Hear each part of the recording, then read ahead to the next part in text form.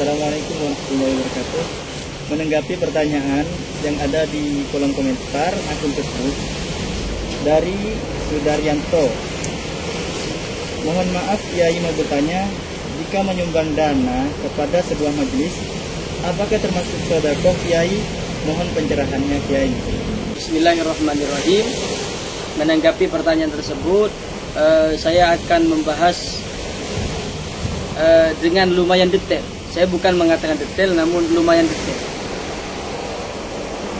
Di dalam sodako itu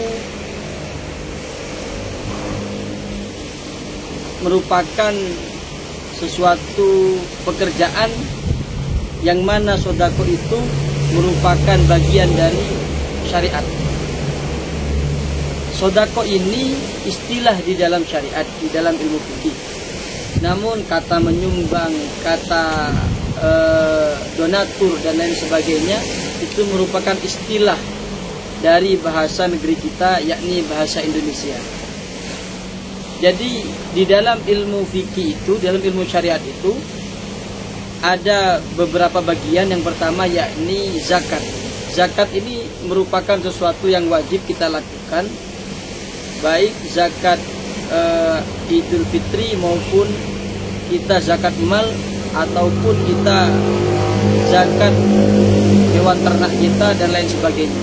Jadi zakat itu sesuatu yang wajib kita kerjakan. Kemudian beranjak ke selanjutnya yakni wakaf.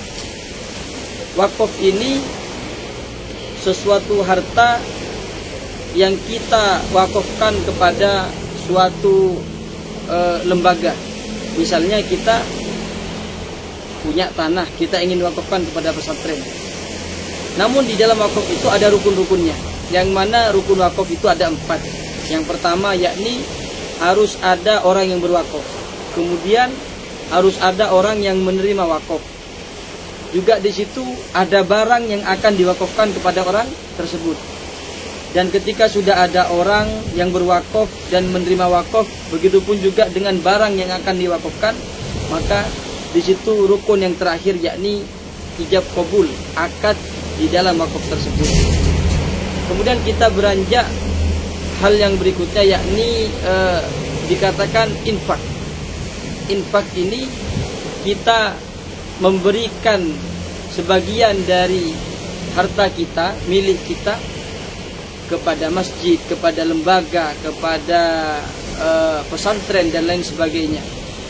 Itu merupakan infak. Infak ini harus barang, harus harta, harus barang yang kita miliki. Jadi bedanya dengan sodakoh, kalau sodakoh itu dikatakan kullu ma khairon huwa sodakoh.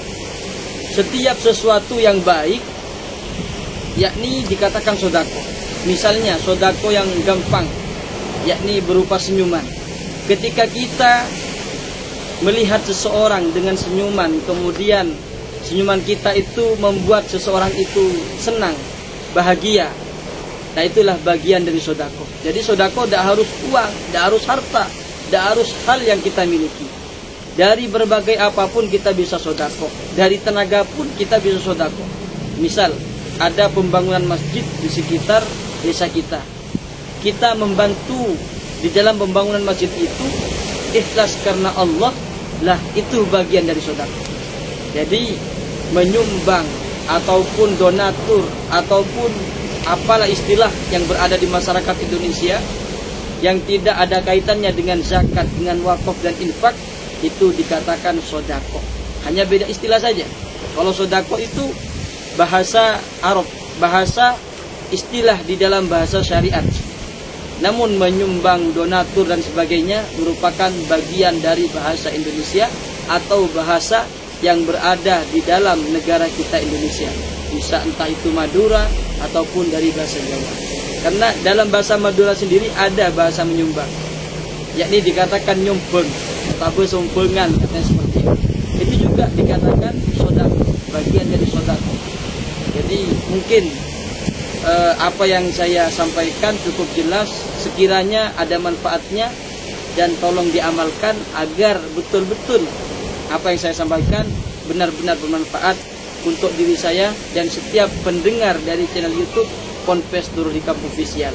Dan perlu diketahui, sebenarnya di kotak-kotak amal masjid itu harus bertulisan di situ bukan sodako, tapi bertulisan infak. Karena kita naruh bagian harta kita di situ untuk pembangunan atau untuk melengkapi inventaris masjid itu. Jadi dikatakan infak. Tapi kalau kita membantu dalam segala hal, tidak harus harta, maka itu dikatakan sodako. Semoga ada manfaatnya. Sekiranya ini yang saya bisa sampaikan. Terima kasih.